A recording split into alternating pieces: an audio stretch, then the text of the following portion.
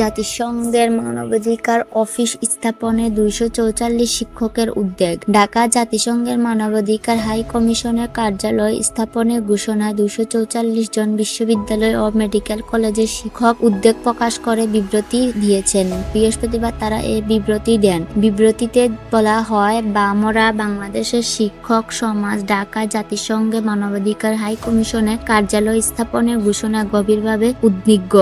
আমরা মনে করি এই সিদ্ধান্ত দেশের সার্বভৌমত্ব, শিক্ষা, সংস্কৃতি, ধর্মীয় মূল্যবোধ এবং ভবিষ্যৎ প্রজন্মের মানস গঠনের উপর দীর্ঘমেয়াদী নেতিবাচক প্রভাব ফেলতে পারে। যদিও মানবাধিকার একটি গুরুত্বপূর্ণ বিষয়, তবে জাতিসংঘের মানবাধিকার ধারণা অনেক ক্ষেত্রেই আমাদের ধর্মীয় ও সামাজিক মূল্যবোধের সঙ্গে সাংঘর্ষিক। পূর্বে দেখা গেছে এই ধরনের আন্তর্জাতিক অফিস পশ্চিমা এজেন্ডা বাস্তবায়নের প্ল্যাটফর্ম হিসেবে ব্যবহৃত হয়, যেমন LGBT, ইউনিফর্ম ফ্যামিলি কোড, গর্ভপাতের বৈধতা ইত্যাদি।